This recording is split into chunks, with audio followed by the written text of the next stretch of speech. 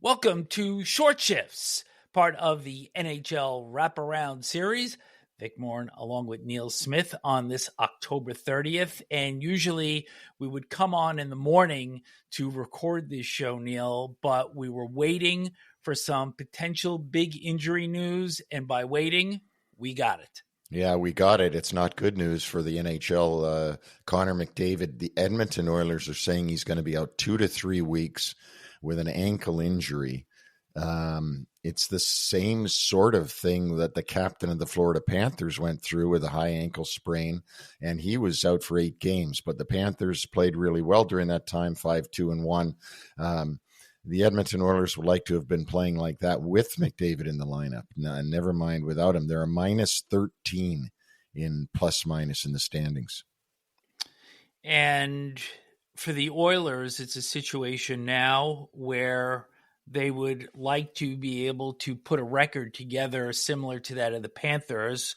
When they were without Barkov, they had a 5-2-1 record, and Barkov did return on Monday evening with a goal and an assist and a win in Buffalo. But let's go back to the Oilers briefly, because this is a situation now where when you saw them Monday and McDavid went down first shift, 37 seconds, the Oilers folded up after that. They were completely dispirited, and the Columbus Blue Jackets almost sensed it and jumped all over them and route to a 6-1 win.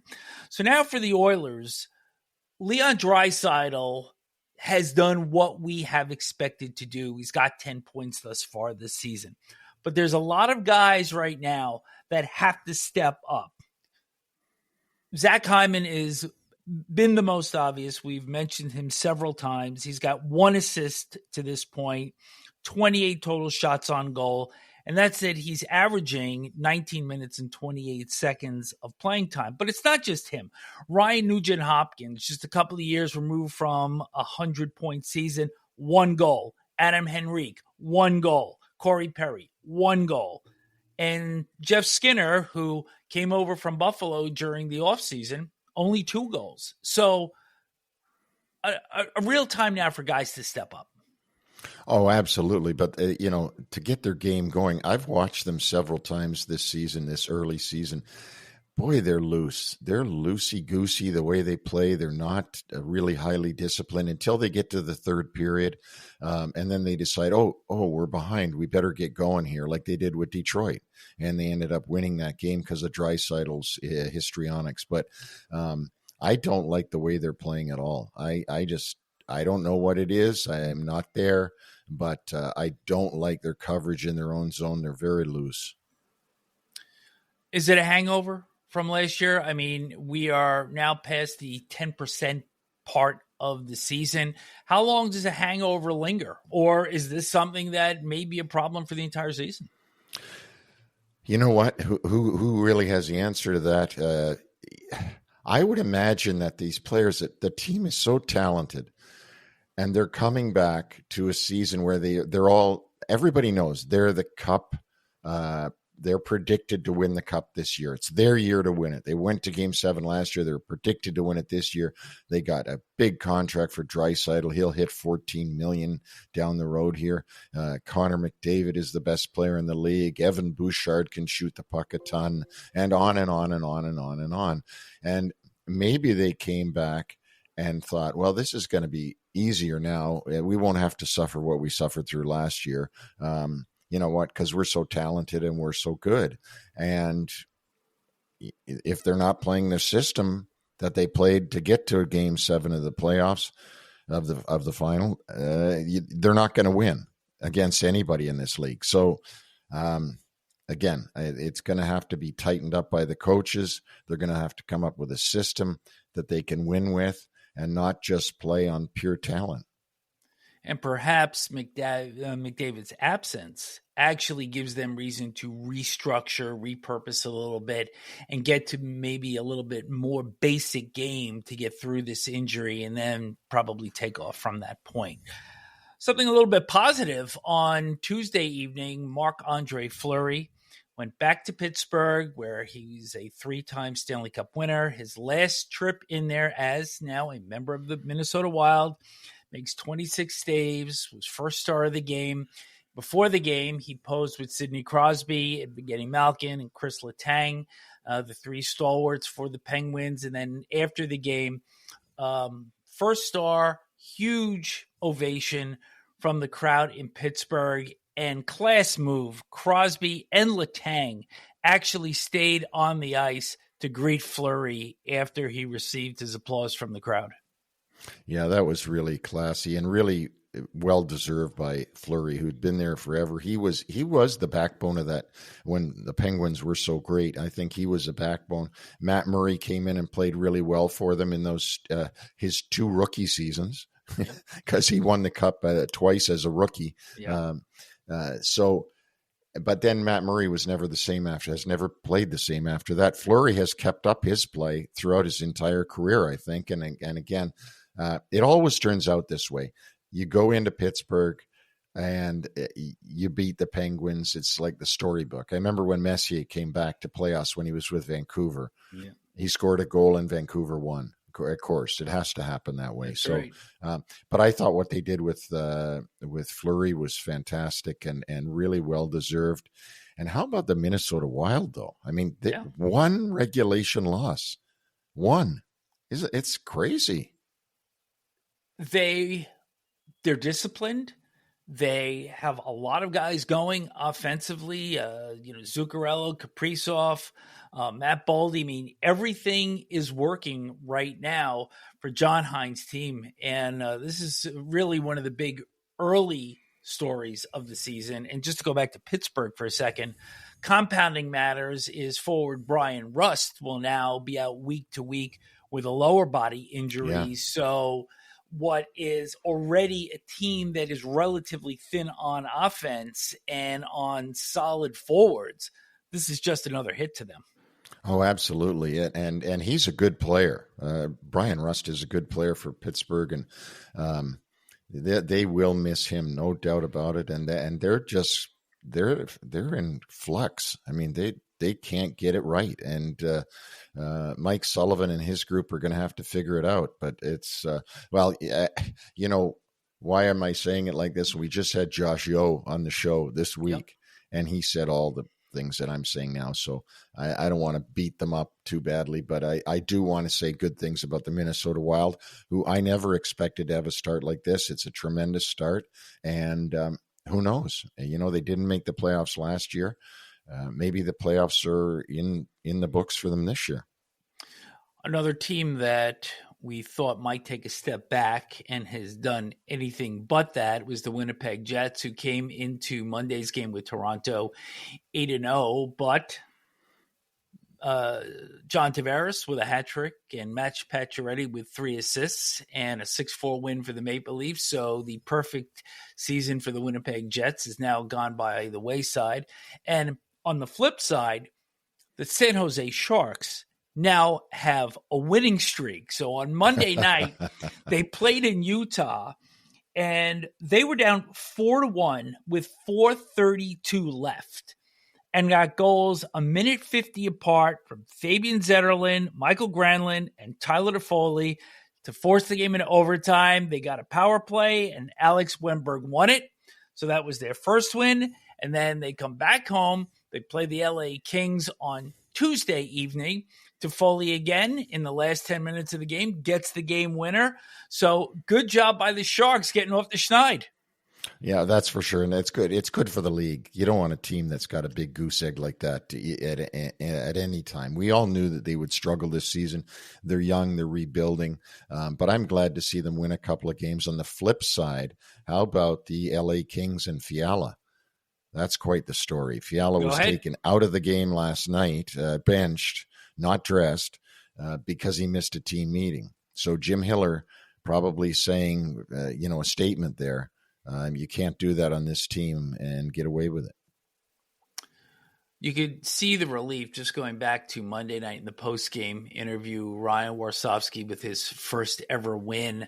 But last night, a little bit concerning, the attendance in San Jose, only 10,818. And something I think we need to watch as this season goes along. I mean, hopefully when Macklin Celebrini comes back, more people will turn out. But certainly this is a concern early in the season. Absolutely. And, that's not obviously is not a pure hockey market. But I got to tell you, Vic, when I went there, and I've been there several times during when they were good and when they were bad, I love the games in Shark Tank. I just thought they were great. The fans were great. They're really into it. But you know what? They haven't seen a lot of improvement over the last couple of years. And so when you're not in a hardcore hockey market, the fans don't come if your team is not good. A team that was expected to be maybe a little bit on an uptick, but is certainly opening some eyes with their goal-scoring prowess. The Ottawa Senators put up their second 8th spot in just 9 games this season. Big win last night over the St. Louis Blues. Tkachuk 2 goals, Tim Stützle 2 goals, 2 assists. But I think the bigger news here, Adam Gaudette also got a pair of goals. And what was his post-game reward? A ticket back to the minors to Belleville. Yeah, well, you know what? Sometimes the moves that are made by the management are just because the logistical, they have to do it. But I'm glad for Ottawa that they have this good start. They're 5-4-0, and they're very strong at home, 4-1. Played very well at home. So Brady Tkachuk, you know what? Let's hope he can get into the playoffs this year, because Matthew, his brother, got to win the Stanley Cup last year and has had a lot of playoff experience, and Brady hasn't had any. So I hope for the Tkachuk family that Brady gets in this year. Interesting side note, and went back and did a little research. And you remember a year ago that the Senators got off to an 8-10 start, and that 18th game came on December 1st. And if you remember, they were way behind in the number of games played in relation to the rest of the league. So when they were playing game 18 on 12-1 of last year, you had some teams well into their 20s. And I think there was one club, and whoever that is escapes me, that they had 7 games in hand on. And so they had to make up ground with a really compressed schedule down the stretch. And that's something that's not there this year, which I believe they can really use to their benefit.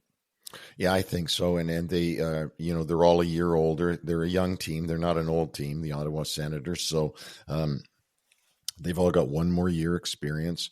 Pinto is in the lineup from the beginning of the season. He wasn't there at the beginning of last season. He missed half the year with the suspension. So Ottawa's a different team starting this season than they were starting last season. They're almost at the 10-game mark. And they're, you know what?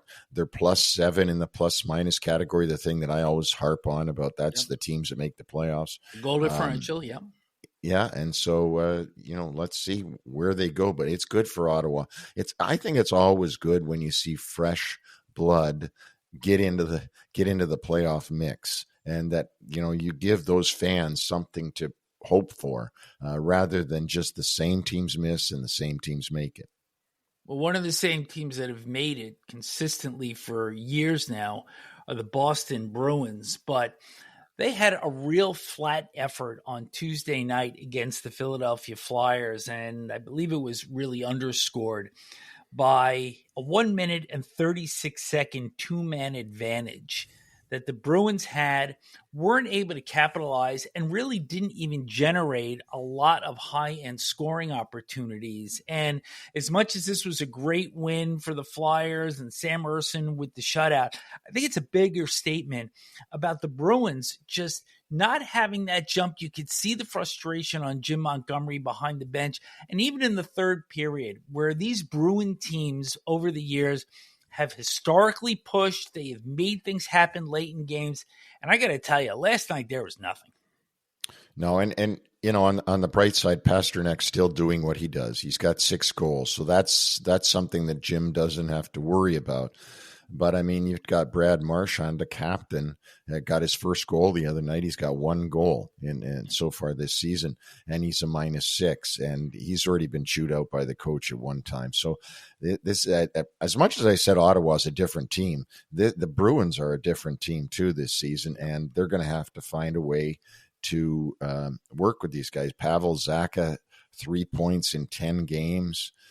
That's not going to get them. That's not good enough. And They got a big defense. They're good, obviously, on defense, but their offense is lacking, and they can't just have David Pastrnak doing it every night. No. And Jonas Korpisalo played in goal last night for the Bruins and played very well. Tyson Forster had the only goal aside from the empty net, which wound up being the game winner in the second period. But again, the Bruins got a lot of work to do, and this is pretty unfamiliar territory from what we're used to. Yeah, and when you look at them, Vic, in the standings, I mean, and even in the wild card standings, they are way out of the wild card spot. They're in 7th in the wild card. So just explain that for a minute. Number 1 and number 2 are the wild cards as it's presently constituted. They're down at 7. I mean, they got some work to do, and this is going to haunt them if they don't get going. And the greatest amount of urgency, as I just said before, you could see it on the head coach, that he knows that things just aren't right. So this is a story that will continue to bear watching as the Bruins schedule rolls forward. Few player notes, Neil. Ole Maatta was traded late last night from Detroit to Utah for a 3rd-round pick in 2025. And this is significant given the injuries on the back line for the Utah Hockey Club, long-term injuries to Sean Durzi and John Marino. Yeah, no, that's important that they got somebody. He's an NHL veteran. He's going to play tonight, believe it or not. They already said that he will play tonight for Utah. So that's really good. I mean, they gave some of their younger guys some call-ups and that a chance, but I'm sure that Bill Armstrong was looking around the league for a veteran defenseman, and he ended up giving Steve Yzerman a 3rd-round pick in this year's draft to get Ole Maatta. And Utah hosting the Calgary Flames on Wednesday evening. Also, Steven Stamkos on Monday evening returned to Tampa Bay, got a pretty big welcome, nice video presentation, 2 assists, but the Predators fall in overtime to the Lightning. I mean, I'm frustrated looking at Nashville. I can only imagine what they're like, because I thought they would be a lot better than this. I didn't see this start for the Nashville Predators. With the players they've got now, they've still got Forsberg is still doing it. Obviously, Roman Josi is still doing his thing. Ryan O'Reilly, Jonathan Marchessault has 6 points in 9 games, so he's doing okay. Steven Stamkos really is a goal and 2 assists in 9 games, 3 points, -7. I'm not saying he's playing bad. I'm just reading his stats out, but they certainly got to get him going. You know who's not having trouble scoring? Brandon Montour of the Seattle Kraken. Oh, my God. 8 hat tricks. 8 hat tricks in the league this year, and he is the first defenseman to do so. Yeah, that is great. And he's just pounding pucks at the net. Every time Seattle plays, he just has a ton of shots. And they really beat up on the Habs last night, though, didn't they? They right in Montreal. I can't imagine what that was like inside the Bell Center. 8-2, and it was early. It was done early, quick, almost similar to when the Canadians played the Rangers about a week ago. So, and even Marty St. Louis has said, we have got to stop helping the opposition. And right now, I think there was some hope in Montreal. They were even talking about making some trades to try to bolster their lineup, but not a lot has gone right in Montreal thus far. No, and again, they're -12 in the standings already at this after 10 games in the season. They're -12.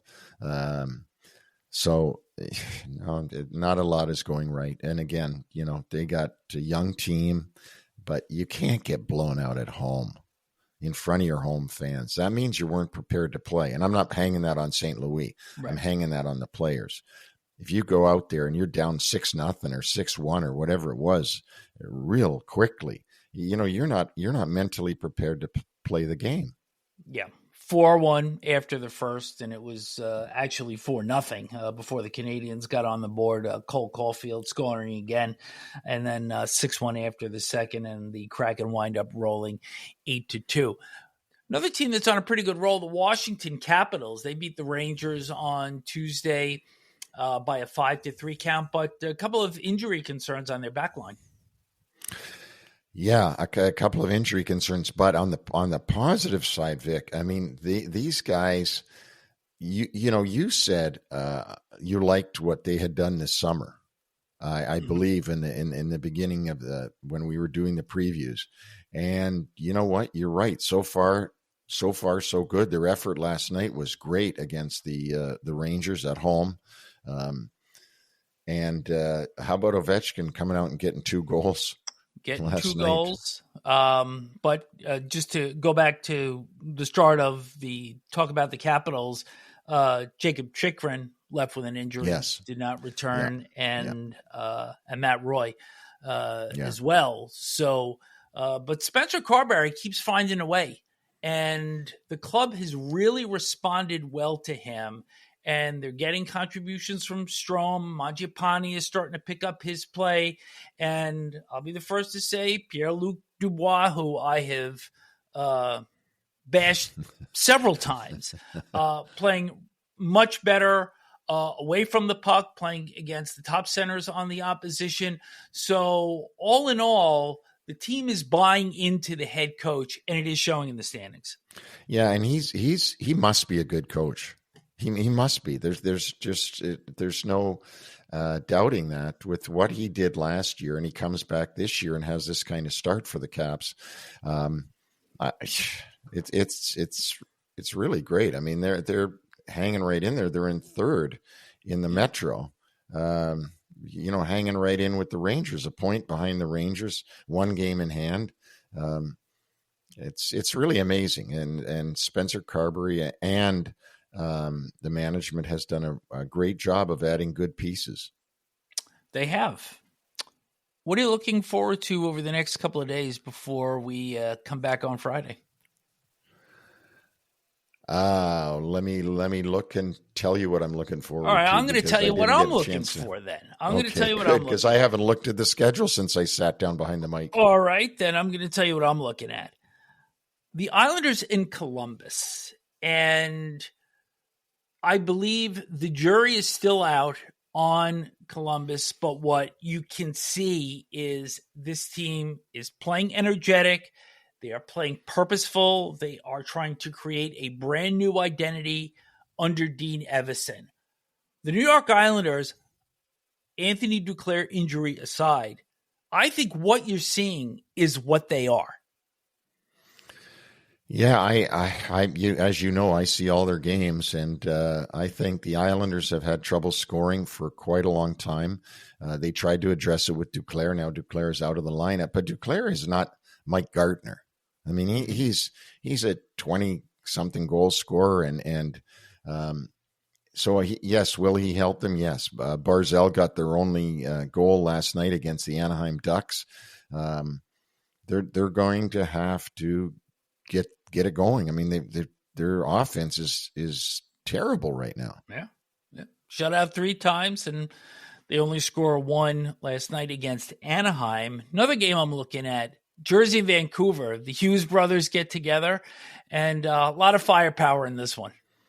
There is, and you know what I want to see in that game is, what is Vancouver this year? Mm-hmm. I know Thatcher Demko is still out, right? I mean, we don't know when he's coming back. Yeah, but Kevin Lankinen has been great, though. Yeah. Them. Well, what is Vancouver though? What are they? Are they the same team that we saw last year, or are they somehow not the same anymore? Because last year they came right out of the chute. Remember what they did to Edmonton early in the season, and I mean, I can't get a handle on them. They've only lost 1 game in regulation, but I don't know. I just don't feel like they're the same. And maybe it's because their home record is not very good. They've only had one win at home. They've got 3 wins on the road. So we'll see. I just want to see what the personality of Vancouver is this season. Well, you got to remember that a couple of parts, Zadorov, Lindholm, they went to Boston. They brought in some players. So I think you know better than anybody that it will take time for this to mesh exactly the way they want it to. And they've got DeBrusk came over from that was their big signing. DeBrusk came over. Jake DeBrusk came over from the Boston Bruins, which is another thing that the Boston Bruins are missing. Yep. I really think they're missing DeBrusk. But anyway, back to Vancouver. Don't forget though, Vic, Vancouver didn't have Zadorov and Lindholm at the beginning of the season. Correct. They came during the season. Yep. So, and they had that great start. So anyway, you said, what games are you interested in? That's why I'm interested in that one with the Hughes brothers. How about Tampa Bay, Colorado? The Avalanche will be using their 3rd goaltender of the season in this one.